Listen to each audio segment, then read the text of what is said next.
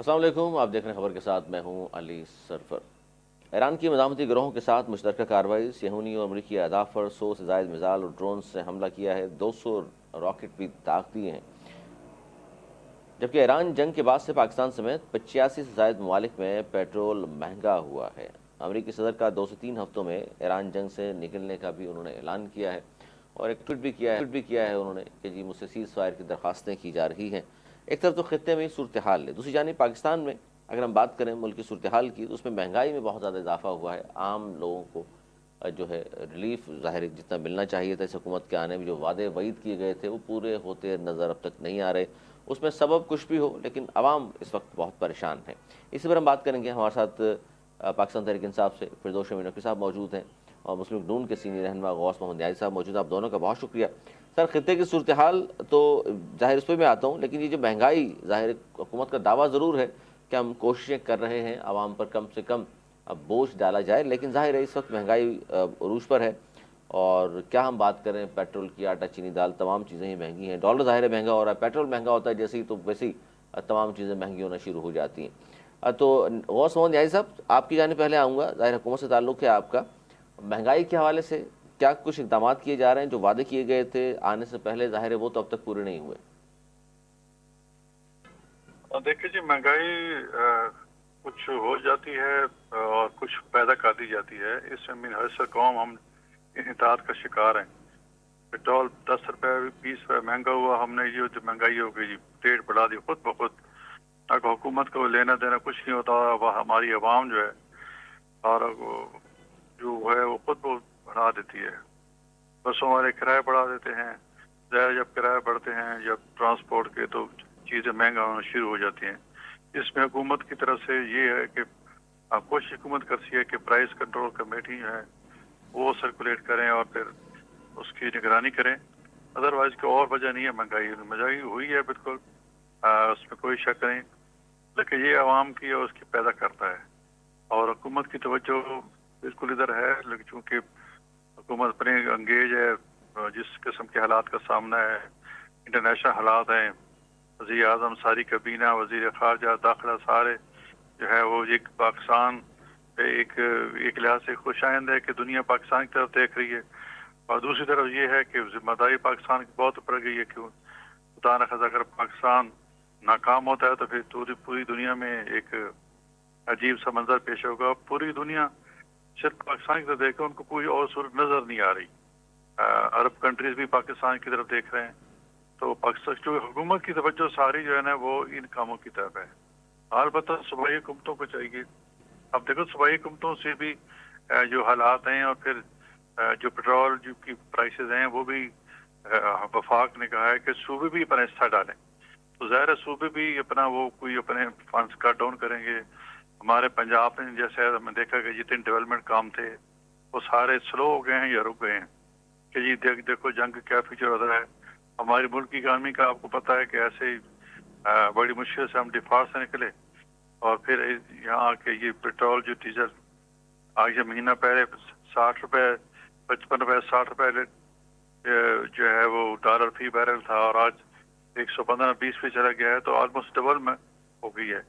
تو کچھ حکومت ریٹ کچھ 55 روپے بھی ریٹ اضافہ کی ہے، لیکن مزید اضافہ نہیں کیا۔ حکومت پر جو ہے اپنا ڈی ایس پی جو کٹ شارٹ کر کے عوام کو ریلیف دے رہی، لیکن اس کے لیے کوئی لانگ ٹرم پالیسی اپنانی ہوگی۔ تمام سے حکومتی باتیں مل کے بیٹھیں گے، بلکہ اپوزیشن کو بھی جائے کہ حکومت کے ساتھ بیٹھے، اور ایک جنگی صورتحال کا میں سامنا ہے، تو ہم سب مل کر جو ہے نا، ہم تو پی ٹی آئی کو بھی دعویٰ دیں گے ہمارے ساتھ بیٹھے، اور ملک کی حالات کے شکار ہے، اچھا، یہ اور پتہ نہیں کب تک رہتا ہے۔ ٹھیک ہے جی، بیٹھنا چاہیے، بالکل جو خطے میں جو کچھ ہو رہا ہے اس پر بیٹھنا بھی چاہیے۔ وزیر اعلیٰ کے پی کے آئے بھی تھے، چاروں وزیر اعلیٰ بیٹھے جہاں لاک ڈاؤن نہ لگانے کا فیصلہ بھی ہوا۔ لیکن جو جواز سر دیکھیے، یہ تو خطے میں اس طرح کی صورتحال ظاہر اثر پڑتا ہے، لیکن پی ٹی آئی کے دور حکومت میں بھی ہمیں یاد ہے کرونا اور لاک ڈاؤن تمام چیزیں کی گئی تھیں، لیکن اس وقت یہ صورتحال پھر بھی نہیں ہوئی تھی جو آج ہم دیکھ رہے ہیں۔ اور دوسرا، کیونکہ دیکھیے خطے کی کشیدہ صورتحال کے اثرات یہ ہوئے ہیں کہ پاکستان میں مہنگائی 19 ماہ کی بلند ترین سطح پر پہنچ چکی ہے، اور آپ کہہ رہے ہیں آپ کی توجہ ساری اس طرف ہی ہے۔ اگر توجہ سر خان صاحب سے ہٹ گئی ہے تو پھر ملاقات ہو جانی چاہیے تھی ان کی فیملی کی، اس طرف توجہ بدستور موجود ہے۔ لیکن جی ہم تو چاہتے ہیں خان صاحب کی ملاقات تو ہونی چاہیے، لیکن خان صاحب کا اپنا ایٹیٹیوڈ ہے، ان کی ملاقات سے مسائل اتنے پیدا ہوتے ہیں. اب یاد کے پیچھے جب 2 ماہ پہلے جب افغان میڈیا اور انڈین میڈیا نے کہا کہ خدا نہ خاصہ عمران خان کو کچھ ہو گیا ہے، ان کی جان کو خطرہ ہے، یہ اس دنیا میں نہیں رہے، تو پھر ان کی ہمشیرہ کو ملاقات کرائی گئی عمران خان سے، اور باہر آ کے جو اس نے سٹیٹمنٹ دی، اور پھر عمران خان نے جو اگلے دن ٹویٹ کیا، اس میں جو آرمی چیف کو جس طرح بلا بلا کہا گیا، تو اب اندازہ آ گیا پھر ہم کیسے ان کو جو ہے رہائی کریں یا ان کے لیے کوئی سافٹ کارنر پیدا کریں. پھر بھی ہم کوشش کرتے ہیں کہ کچھ ہمارے ساتھ وہ اپنا رویے بدلیں پی ٹی آئی والے، خاص طور پر خان صاحب. اب خان صاحب پی ٹی آئی مین خان صاحب، اس کے علاوہ تو نیچے تو کسی کی سنی نہیں جاتی. تو پھر اس طرح میرا تو یہ بات آپ کی پھر اچھی ہے جی. خان صاحب ابھی ہیں، پی دوسری ٹی آئی ہے، پی ٹی آئی ہے تو خان ہاں صاحب ہیں. اب وہاں موروثیت جی ہاں. نہیں ہے نا سر، ہمیں پتہ ہے کہ میاں صاحب کے بعد کون ہوگا، شہباز شریف صاحب کے بعد کون ہوگا. اچھا دوسرا پہ بھی بیٹوں سے ملاقات کرائے گی، اور پھر بیٹے کے دوست نے جو ٹویٹ کیا، جو سٹوری لکھی، اس میں ججوں کو گالی دی گئی ہیں، تو مطلب ہمیں یہ کوئی مناسب وہاں نہیں سے ہے، یہ مناسب نہیں ہے. وہ اگر رویہ چینج کریں ضرور، ہم نے بھی اگر اسٹیبلشمنٹ سے ریلیف ہمیں ملا ہے تو اپنا ایٹیٹیوڈ چینج کر کے ناراضگی کے اظہار کے بہت سے طریقے ہوتے ہیں. گالی گلوچ نہیں ہوتا. جب گالی گلوچ کریں گے تو پھر ریاست تو کمزور نہیں ہوتی، اور بالکل. جس طرح ریاست ٹھیک آپ ٹھیک کر رہی ٹھیک ہے صحیح ہوگا. بالکل. سر میں جی ذرا پوچھ لوں، فردوس نقوی صاحب سن رہے ہیں. فردوس سمیر نقوی صاحب، ظاہر ہے ایٹیٹیوڈ ٹھیک کرنا پڑے گا. پھر اسٹیبلشمنٹ سے جب ہی ریلیف ملا تھا نون لیگ کو بھی، آپ کو بھی تبھی ملے گا، ورنہ پھر یہ انتشار پھیلتا ہے خان صاحب جس طرح کے ٹویٹس کرتے ہیں. میرے خیال سے یہ بات جو کہہ رہے ہیں وہ سے پورا سچ نہیں ہے. نہ حکومت کی اسکن اتنی سافٹ ہونی چاہیے کہ اگر کوئی ملکہ لکھ دے تو 2 کروڑ کا فائن کر دبا دیا جائے. ہو جاتا ہے، کر دیا، عوام کو اوپر چھوڑ دیں فیصلہ کہ بھئی یہ فیصلہ اس کا صحیح ہے غلط ہے. عمران خان صاحب نے اگر اپنے بیٹے سے کہا کہ مجھے پاکستان کی عدلیہ کے اوپر اب کوئی وہ نہیں ہے، آپ یہ کہہ رہے ہیں اس کے دوست نے ٹویٹ کی، مجھے آج تک میں نے وہ ٹویٹ دیکھی نہیں. اب ان کے کہنے کے بعد ڈھونڈنی پڑے گی کہ وہ ٹویٹ. پبلسٹی تو یہ کر رہے ہیں. بات یہ ہے، اتنی کیا پاکستان میں انصاف ہے؟ کیا پاکستان میں ہیومن رائٹس ہیں؟ دنیا سے کہلوا دے نا، یونائٹڈ نیشن ریپورٹر کو جا کے کہے نا گولی مارے. یہ کوئی طریقہ کار ہے کہ آپ نے تحریک لبیک پاکستان کے 2 لیڈروں کی خبر ہی نہیں، یہ بھی پتہ نہیں کہ کتنے مارے گئے تھے اس دن 14 اکتوبر کو، ایسا کلیم ڈاؤن آن انفارمیشن کیا ہوا ہے. یہ کوئی آزاد ملک رہا ہے؟ ہمیں غلام بنا دیا ہے. ذہنی طور پہ آپ غلام بنانے کے چکر میں آ گئے. بھائی آپ کو اپنے خلاف بات سننے کی سخت ہونی چاہیے. فیلڈ مارشل صاحب نے پوری چیزیں اپنے لے لی ہیں، کیا کیا نہیں لے لیا، امیونٹی تک لے لی.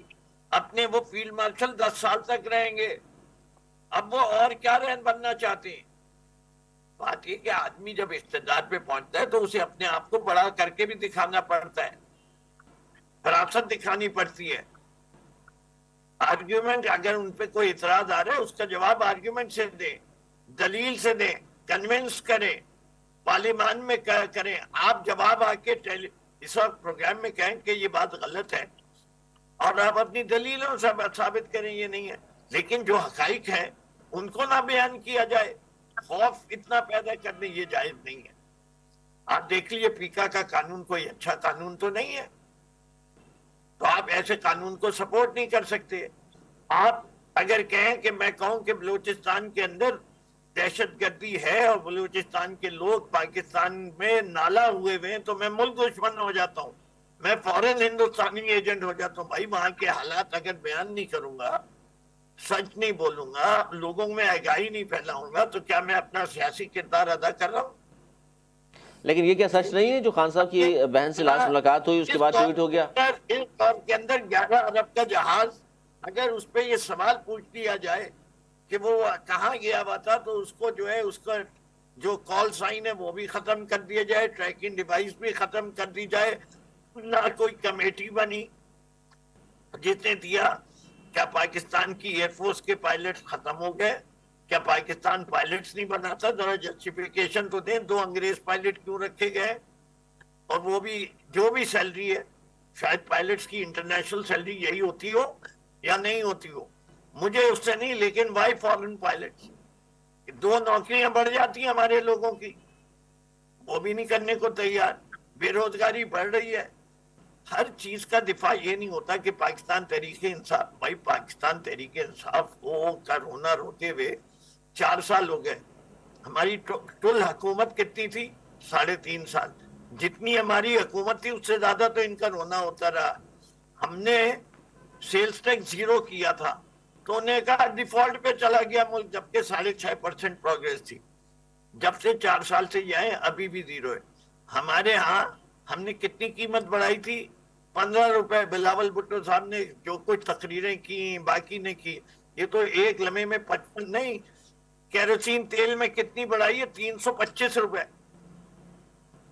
کچھ دکھ کی بات ہے بھائی، طریقہ کار غوث صاحب، آپ لوگ تو 3 وزیر اعظم صاحب کا لیے بیٹھے ہوئے ہیں، اتنے فائنانس منسٹر لیے بیٹھے ہیں، آپ تیل کی قیمت بڑھائیں گے، آپ مہنگائی کے راکٹ کے نیچے آگ لگا دیں گے، اس سے کہ جس چیز میں ٹرانسپورٹ شامل وہ مہنگی، خود تیل مہنگا۔ بھائی آپ کو کرنا اچھا ہے لیکن بہت یہ جو سارے بات کر رہے ہیں فردوس شہنائی صاحب، غوث نیازی صاحب نے جو گفتگو کی ہے وہ یہ بھی ہے نا کہ خطے میں جو صورتحال ہے، جنگ چل رہی ہے تو پیٹرول مہنگا ہو رہا ہے، اثر تو پڑے گا پاکستان بڑی پر۔ اچھی بات ہے جی، اصل میں ان کے پاس پاکستان کے لوگوں کے مسائل سننے کے لیے ٹائم نہیں ہے، اس سے کہ وہ ان کی روز بات چیت ٹرمپ سے ہونی ضروری ہوتی ہے، ایران کے صدر سے۔ یہاں کے لوگ مرتے ہیں بھوکے، کیا کریں، ہمیں ساری دنیا کی فکر ہے، ہمیں اپنے عوام کی تو ہم دیکھ لیں گے بعد میں۔ بات صحیح کہہ رہے ہیں، وہ ہونا یہی چاہیے اصولی طور پہ۔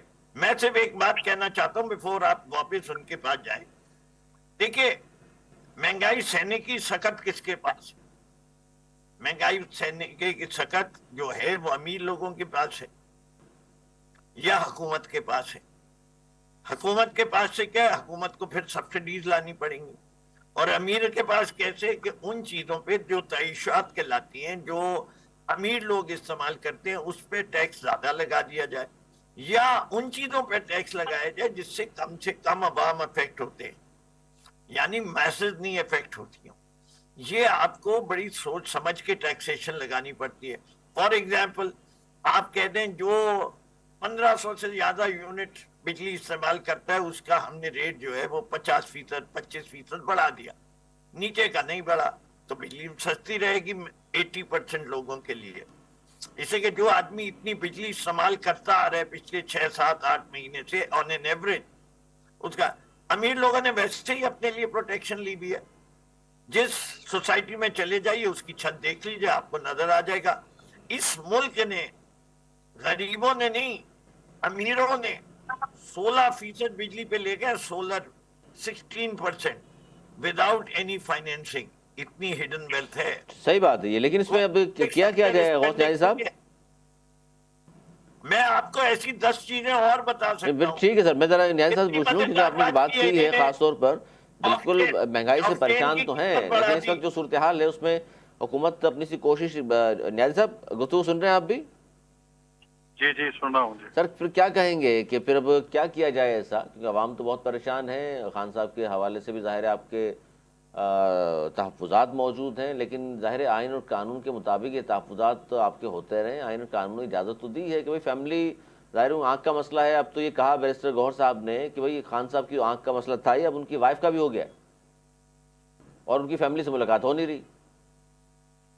دیکھو جی، علاج تو پہلی بات ہے، جو مہنگائی کی بات کر رہے ہیں، اس مہنگائی پہ تقریباً شہباز صاحب ہر دوسرے دن کرتے ہیں کہ کس طرح عوام کو ریلیف لی جائے۔ یہ چیز سمجھنی چاہیے کہ ہم جنگی حالت میں ہیں، ہمارے انڈیا سے جنگ میں بھی اس طرح سے بھی خطرہ ہے، اور انٹرنیشنل حالات ہے ادھر سے بھی خطرہ ہے۔ ہم حالت جنگ میں ہیں، یہ لوگ سمجھ نہیں رہے کہ ہم حالت جنگ میں ہیں۔ یہ جب بھی جو پرانے پڑے ہوئے ہیں کہ جی اس تعلیق کی ہے یا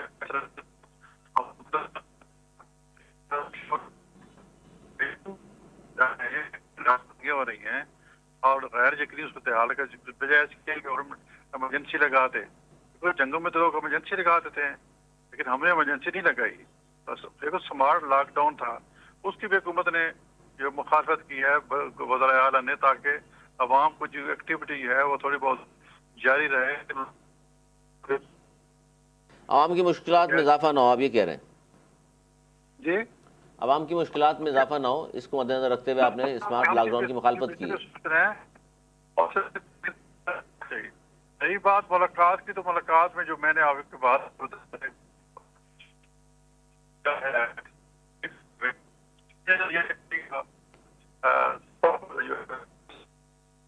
صاف کرنا بات نہیں آ رہی، مجھے بہت ٹوٹ ٹوٹ کے آ رہی ہے، اس طرح تو پروگرام بڑا مشکل ہو جاتا ہے۔ نیاز صاحب کی آواز پروڈیوسر صاحب ذرا دیکھیے گا، کیونکہ آواز کا تھوڑا سا ایشو ہو رہا ہے۔ اچھا، آج بڑی اہم ملاقات بھی ہوئی ہے جی، مولانا فضل الرحمان صاحب سے بلاول بھٹو زرداری صاحب کی، اور اہم امور زیر غور آئے ہیں، تبادلہ خیال ہوا ہے۔ یہ ایسے موقع پر ملاقات ہو رہی ہے جہاں حکومت کی جانب سے کہا گیا تھا کہ جی عید کے بعد 28ویں ترمیم آ سکتی ہے، تو اسی حوالے سے کیا تبادلہ خیال ہوا ہے؟ پھر ظاہر خطے میں جو صورتحال ہے، لیکن اس پر بھی بات ہوئی ہوگی۔ نیازی صاحب 28ویں ترمیم کے حوالے سے ہی آج گئے ہیں، اور تحفظات کچھ تھے مولانا صاحب کے، وہ دور کرنے ہیں بلاول بھٹو زرداری صاحب نے، ظاہر اہم اتحادی ہیں آپ کی پارٹی کے۔ جی بالکل، 28ویں ترمیم کے جو خط و خارے ہیں وہ تو بھی سامنے نہیں ہے، اس میں جو جس سے کرانا چاہتی ہے، لیکن اس کو کچھ نہ کچھ ظاہر ہے کوئی اس کو پیپر جو بلیک اینڈ وائٹ پیپر بنائے حکومت نے شیئر کیے اپنی اتحادی جماعتوں سے، تو پیپلز پارٹی ابھی اس کو نہیں مان رہی ہے۔ تو ظاہر ہے جب تک وہ سیاسی تو اس کے لیے جب تک پیپلز پارٹی ہماری مین اتحادی ہے وہ اس پر ایگریمنٹ اگری نہیں کرے گی، تو ترمیم کیسے ہو سکے گی؟ بہرحال ہم چاہتے ہیں کہ اس کو مزید ڈیلیوٹ کیا جائے اور پھر جا کے ترمیم پاس ہو۔ اچھا، یہ بڑی اچھی بات کی آپ نے صاف الفاظ میں، پہلے بھی ظاہر یہی تھا، لیکن یہ جو آپ کی ایک اور اتحادی ایم کیو ایم پاکستان بھی ہے، جسے گورنر بھی آپ لوگوں نے ہٹا دیا، وہ تو چاہتے ہیں 148 شامل ہو، تو پیپلز پارٹی ظاہر ایسا نہیں چاہتی، تو پھر منا لیا آپ نے پیپلز پارٹی کو اس موضوع پر؟ نہیں، بھی بات چیت چل رہی ہے، کوئی بات چیت چل رہی ہے ان کو۔ دیکھو یہ جو ایم کیو ایم کو گورنر ہم نے 2-2.5 سال 2 سال برداشت کیا، اس لیے کہ کنسنسس ڈیولپ ہوتا رہے۔ ہم بھی ابھی دیکھو ان کے 2 وزیر جو ہیں وہ بھی ہمارے کابینہ میں شامل ہیں، تو وہ تو تھا ہمارے کوٹے جو اقتدار کی جس میں ڈسٹریبیوشن ہوئی تھی، جو پاور کی ڈسٹریبیوشن ہوئی تھی، اس میں یہ ہمارے حصے میں تھا۔ پھر اس کے باوجود ہم نے کہا کہ خیر زکاری کے طور پر کہ جی ایم کو ایم جو ہے وہ اس کو دی اگر چل رہی ہے تو چلنے تھے، تو وہ چونکہ میرے خیال میں سمجھتا ہوں کہ پیپلز پارٹی کو زیادہ اعتراض تھا کہ ایم کی ایم، اور پھر ظاہر ہے جب ہٹایا گیا تو انہوں نے 28 سے کی بات کرنی شروع کر دی۔ بظاہر تو کہتے ہیں کہ بلدیاتی ادارے ہیں ان کو جو ہے اسٹرانگ کیا جائے اور یہ کی جائے، بالکل اسٹرانگ کیا جائے، لیکن دیکھیں اس میں اور کیا کیا چیزیں ہیں، کئی ایسی چیزیں 28 میں جو کہ پیپلز پارٹی کو سخت اس کی مخالفت کرتی ہے۔ ایم کیو ایم تو آپ اس کا مطلب ہے نیازی صاحب تو بلیک میل ہو رہے ہیں پیپلز پارٹی کے ہاتھوں، حکومت بلیک میل ہو رہی ہے؟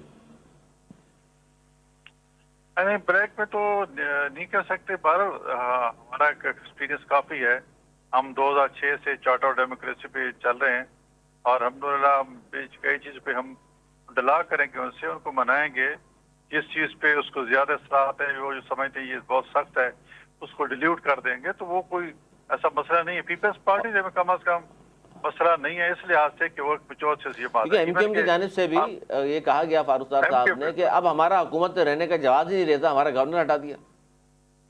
نہیں، انہوں نے پھر دیکھو نا، وہ یہ کہا کہ ہمارے وزراء جو ہیں وہ کابینہ سے نہیں نکلیں گے، یہ بھی کہا ہے نا، وہ سمجھتے ہیں ایک وہ بھی جو سیاسی جماعت کہہ رہے ہیں، وہ پھر بھی پی ٹی آئی جو ہے وہ تو کہتے ہیں بس۔ اچھا، لیکن سر آپ نے ان کو تو بالکل ہی اس قابل نہیں سمجھا۔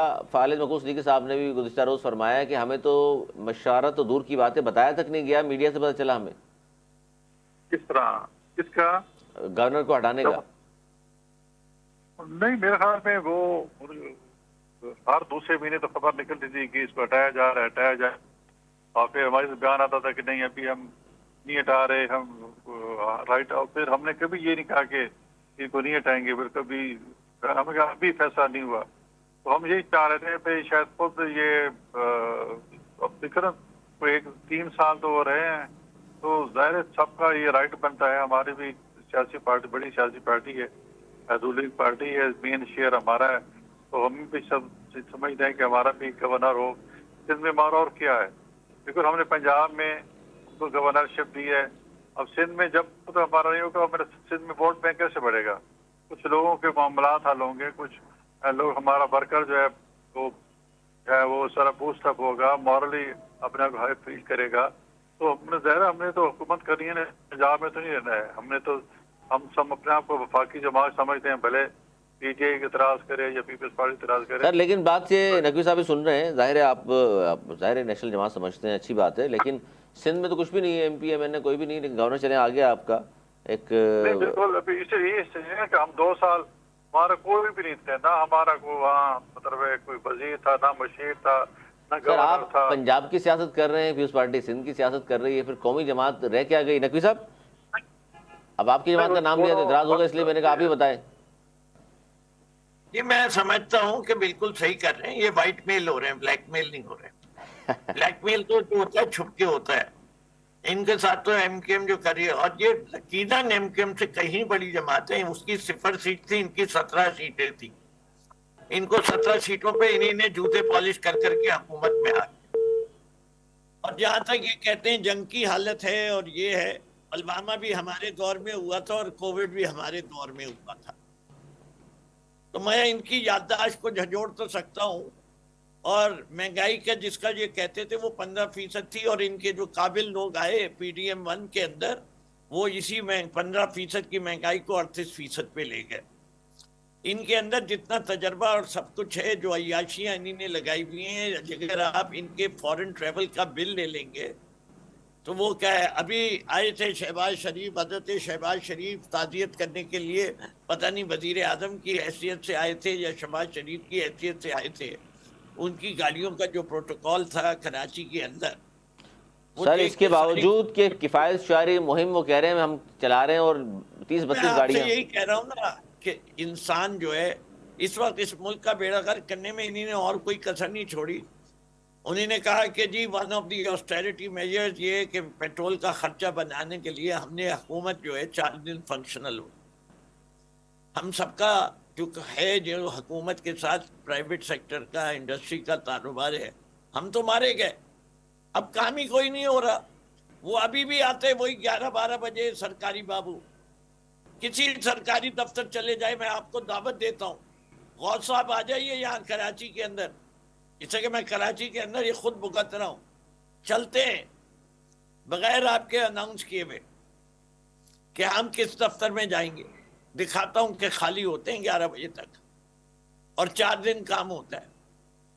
اور اس 4 دن کے اندر آپ سوچئے کہ لوگ کتنے رول گئے, معیشت کدھر گیا. پیسے ہی انیفیشنسی اس حکومت کی یا پاکستان گورنمنٹ کی دنیا بھر میں نون ہے. کرپشن کا ریٹ بڑھ گیا. اب جلدی کام کراؤ, اسپیڈ منی لیتے ہیں نا. وہ کہتے ہیں اب ہمیں زیادہ کام کرنا پڑتا ہے, 3 دن تو ہماری ویسے چھٹی ہے. بھائی گھنٹے بڑھانے چاہیے تھے. آپ نے یہ کہنا چاہیے تھا دفتر شروع ہوگا 8 بجے اور شام کے 7 بجے تک چلے گا, اور جو آدمی اپنا کام پورا نہیں کرے گا وہ فارغ ہوگا. اس صورت پہ ایفیشنسی بڑھانے کے اوپر تو کوئی اقدامات انہوں نے نہیں لیے. ویسے تو ڈنڈا لے کے مریم نواز ہر جگہ پہنچ جاتی ہیں, یہ ہو جائے گا وہ ہو جائے گا. یہ دفاتر کے اندر جو اوقات ہیں اور اٹینڈنس ذرا کروا دیں نا, بائیو میٹرک کرائیے اور سیدھے پی ایم ہاؤس میں رپورٹ ہونی چاہیے.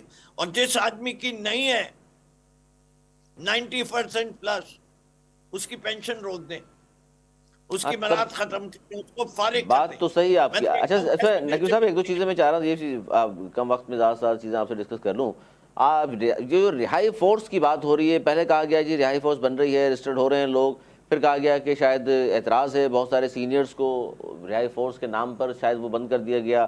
آج یہ کہا گیا ہے عدالت کی جانب سے, چیف جسٹس امین الدین صاحب نے یہ کہا کہ سزا یافتہ انسان کے لیے ایسی فورس نہیں بننی چاہیے, وفاقی حکومت یقینی بنانے کے قانون کی خلاف ورزی نہ ہو. سر وفاقی آئینی عدالت نے وزیر اعلیٰ کے اپلیکے سے رہائی فورس کی تشکیل پر جواب بھی طلب کر لیا ہے, کیا کہیں گے آپ؟ وہ دیکھیں جواب وہ کچھ بھی کر لیں. یہ بتا دیجئے کون سا قانون پاکستان میں ہے کہ ایک آدمی کو ایک لوئر کورٹ سے سزا ہو اور اس کی اپیل جو ہے وہ 15 ماہ تک نہ سنی جا رہی. شرم کا مقام نہیں. وہ نیب جو پہلے 15 ماہ سے عدالتوں میں نہیں آ رہی تھی, اب وہ کہتی ہے کہ ہمیں کوئی اعتراض نہیں, آپ پورا کیس سن لیں. بھائی بیل اس کی رائٹ ہے, how can you deny that. بات ساری یہ ہے کہ آپ یہ کہتے ہیں سزا یافتہ.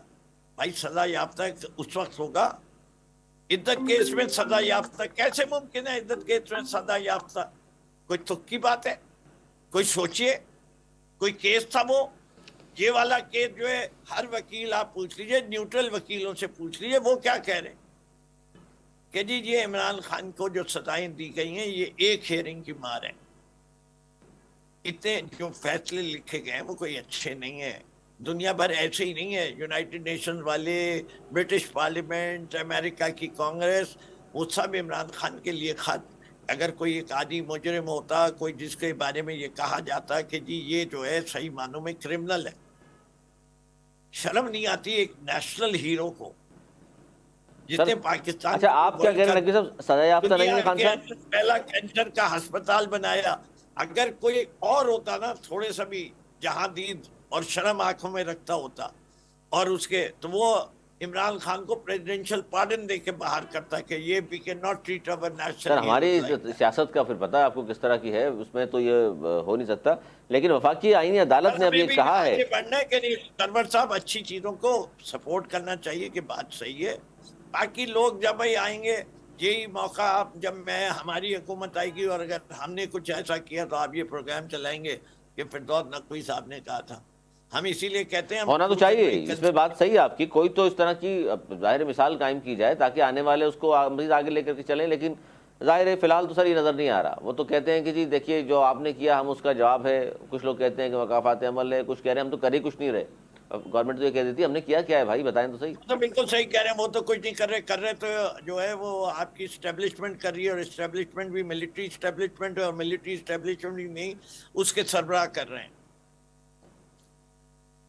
तो ये तो सच बात कह रहे हैं वो लोग, इससे कि वो तो पपेट होना चेन है, वो तो जब मुलाकात भी करवानी होती है इमरान खान से तो कहते हैं पूछ के बताएंगे।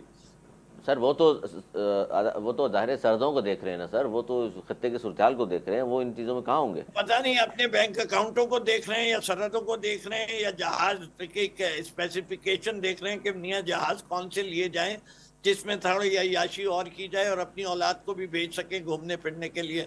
अब इसके ऊपर जो है वो मेरे पे भी मुकदमा हो जाएगा। सर जाहिर है इस तरह की आप गुफ्तगू फरमा रहे हैं, देखिए मुनासिब नहीं ना, फील्ड मार्शल के हवाले से आप कह रहे हैं, मुल्क का एक इंतहाई जो है ना वो नाम जिसको दुनिया तस्लीम कर रही है कि बेहतरीन कारकर्दगी, जिसको जी मैं भी तस्लीम कर ट्रम्प रहा हूं, साहब, जिसको सर ट्रम्प साहब ग्रेट फील्ड मार्शल के नाम से पुकारते हैं।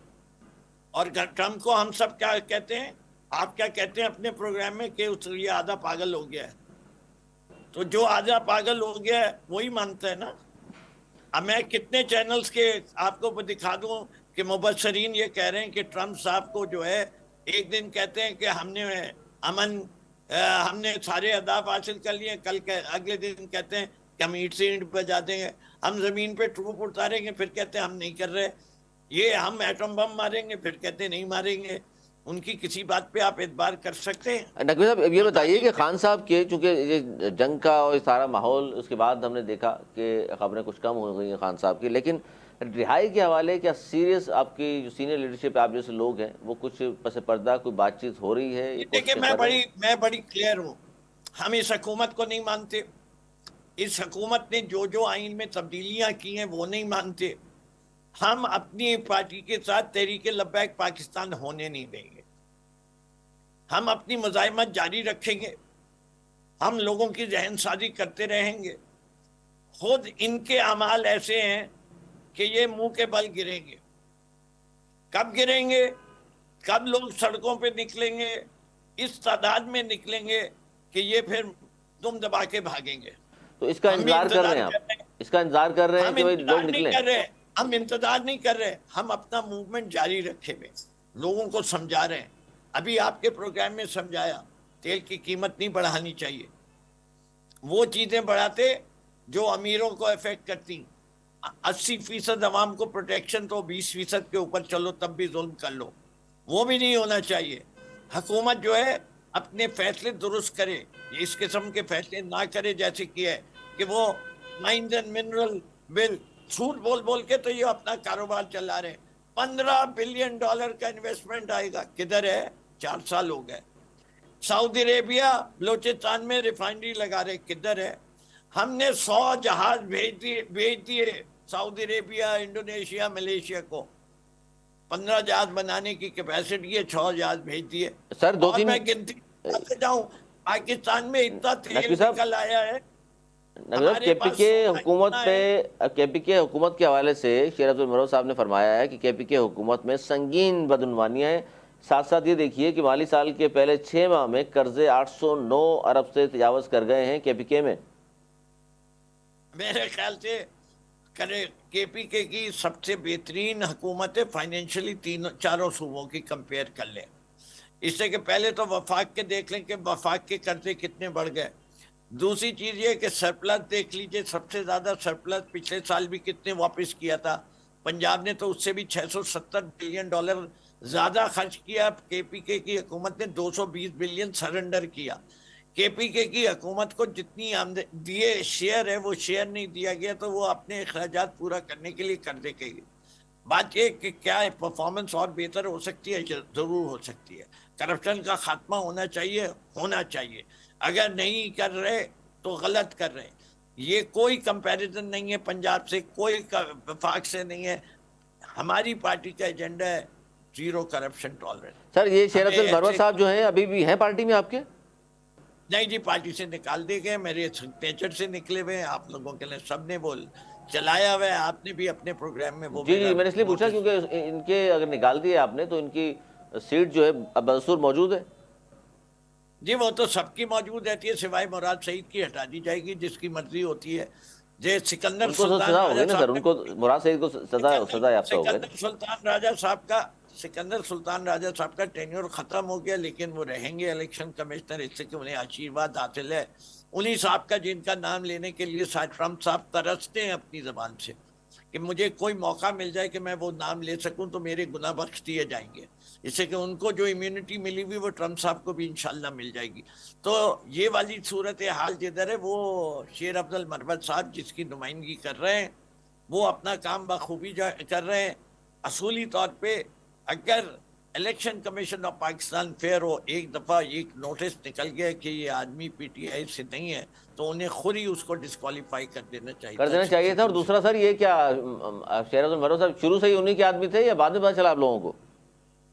جی میرے خیال سے ہر چیز جو ہے ہلکے ہلکے آشکار ہوتی ہے. فیصل واڈا کو سمجھنے میں 4 سال لگ گئے خان صاحب کو کہ کس کے آدمی ہے.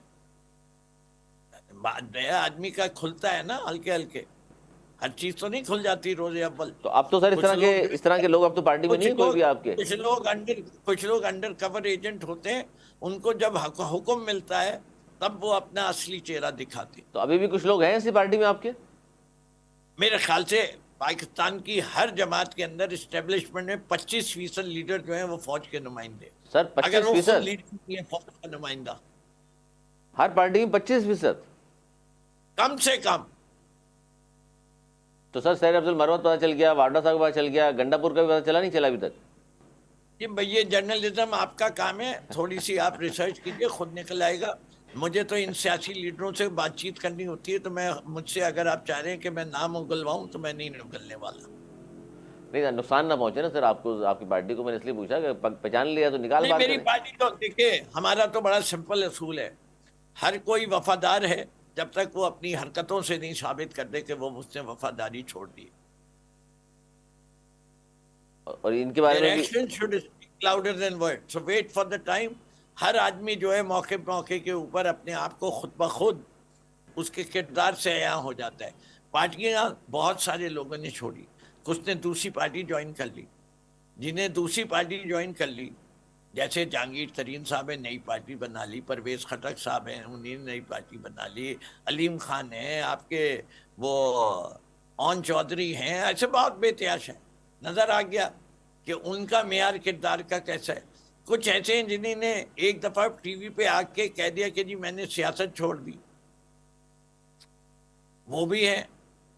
اور کچھ ایسے ہیں جو ابھی ٹی وی شیوی پہ آتے رہتے ہیں اور ان کو بھی خوش کرتے ہیں، ہمیں بھی خوش کرتے ہیں، اور انتظار کر رہے ہیں کہ شاید جب خان صاحب باہر آ جائیں تو ثابت کریں کہ ہم کتنے وفادار تھے، ہم نے آپ کے لیے کیا کیا کام سر یہ بات تو ہے نا آپ کے یہاں کراچی میں بھی عمران اسماعیل صاحب سے کوئی پوچھا جائے تو وہ کہتے ہیں جی میں تو ظاہر ہے جہاں تھا وہیں ہوں آج بھی. میرے خیال سے عمران اسماعیل صاحب جو ہیں وہ وہیں ہوں گے اگر وہ کہتے ہیں. میں ان کی عمران خان سے جو ان کا لگاؤ اور محبت تھا، میں سمجھتا ہوں وہ ابھی بھی ہوگا. وہ ان کا جو بھی تھا کمزور وقت تھا، یا ان کو ڈر زیادہ لگ گیا تھا، یا کاپیں ٹانگ نہیں تھیں، جو کچھ بھی ہوا تھا، آج وہ اس بات کو ریگریٹ کرتے ہیں. پرائیویٹلی میرے سے ڈائریکٹ تو ملاقات نہیں ہوئی، لیکن میں نے جو ان کے سنے، وہ جب وہ کہتے ہیں میں وہی ہوں جہاں تھا، تو اس کا مطلب یہی ہے کہ that was one of his weak moments when he said what he said. ہاں لیکن دوبارہ پارٹی میں لیا تو نہیں نا سر، وہ کہتے رہے بے شک، آپ نے نکال تو دیا ان کو، چھوڑ دی تھی پارٹی انہوں نے. دیکھیں بات یہ کہ وہ تو میں نے نہیں نکالا تھا، وہ تو خان صاحب نے خود نکالا تھا. اس وقت وہ تھے موجود، تو میں اس کا خان صاحب ہی، ہم نے ہمیشہ کہا ہے یہ تمام لوگ. میں تو بحیثیت ایک سیاسی کارکن کی یہ سمجھتا ہوں کہ سیاسی جماعت کو کبھی بھی اپنے دروازے نہیں بند کرتی. اگر کل کا بھولا بھٹکا واپس گھر پہ آ جائے تو پہلے تو وہ خود اعتراف کر رہا ہے کہ مجھ سے غلطی ہوئی، ورنہ وہ کیوں آ رہا ہے، چلا جائے. تو اس لیے اس کے بعد ان کو کیا عہدے دی جائے، ان سے کیا کام لیا جائے، یہ پارٹی کے لیڈران کا میں نے کام اس لیے بھی پوچھا ہے. کیونکہ دروازہ نہیں بند. پچھلے دنوں آپ کو یاد ہوگا فواد چودھری صاحب بڑے خان صاحب سے ملاقاتیں ہوتی رہیں، حالانکہ پارٹی چھوڑ کر وہ بھی جا چکے تھے، خان صاحب ملاقاتیں کرتے بھی رہے ان سے. تو حیرت انگیز لوگ کہہ رہے تھے کہ بھی فواد چودھری صاحب کیا ابھی تک موجود تو نہیں ہے؟ نہیں دیکھے، یہ تو آپ جیسے سینئر صحافی جب اس قسم کی گفتگو کریں گے تو پورا ہی بات کہتے ہیں نا کہ خان صاحب کی ان سے عدالتوں میں ملاقات ہوتی تھی. خان صاحب یہ بھی کہہ دیجئے، اب ویسی ان کے اوپر بھی کیسز ہوئے ہوئے ہیں، وہ کامن کیس ہے، وہ عدالت جاتے تھے. ہاں اگر آپ ان کے بھائی کا کہیں فیصل چودھری کا، تو وہ ایسا وکیل ملتے رہے، لیکن فواد چودھری صاحب کو خان صاحب نے کبھی بلا کے نہیں ملے. نہیں کسی نے بھیجا ہو تو پھر تو مل ہی لیتا ہے آدمی. نہیں وہ بھیجنے والوں کا تو یہ دروازہ کھول دیا جائے کس کے لیے بھی. بہت شکریہ فیضان نقوی صاحب، وقت کی قلت ہے، بہت گفتگو کر رہے تھے آپ.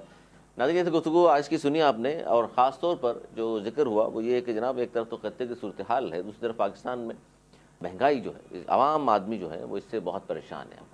حکومت کا کہنا یہ ہے کہ اپنی سی ہم کوشش ضرور کر رہے ہیں کہ مہنگائی کا کم سے کم متاثر ہوں لوگ مہنگائی سے، اور اپنی سی کوشش جو کر رہے ہیں اس میں ایک بڑی کوشش انہوں نے یہ کہا ہے کہ 55 روپے پیٹرول ہم نے بڑھایا ضرور ہے، اس کے بعد قیمتیں اور اوپر چلی گئی ہیں عالمی منڈی میں، لیکن ہم دیکھ لیں اس کا سبسڈی دے رہے ہیں لوگوں کو اور قیمتیں بڑھنے نہیں دے رہے. کوشش کر رہے ہیں توانائی کا بحران نہ ہو. لیکن یہ کفایت چوری نام کی جو مہم شروع کی گئی، اور اس کے کیا ثمرات ہیں، وہ ہو بھی رہی ہے نہیں ہو رہی، اس میں بہت سارے روزانہ کی بنیاد پر خبریں آپ کے سامنے آتی ہیں، ویڈیوز آپ کے سامنے آتی ہیں، وہ بھی آپ نے دیکھی ہوں گی یقینی طور پر. اور فردوس شمیم نقوی صاحب نے جس طرح کہا فواد چودھری صاحب کے حوالے سے، عمران اسماعیل صاحب کے حوالے سے، وہ بھی گفتگو بھی آپ تک پہنچی. یہ تھا ہمارا آج کا پروگرام. اب تک کے لیے اتنا ہی. اگر پروگرام تک کے لیے ہمیں اجازت بنانے کے بعد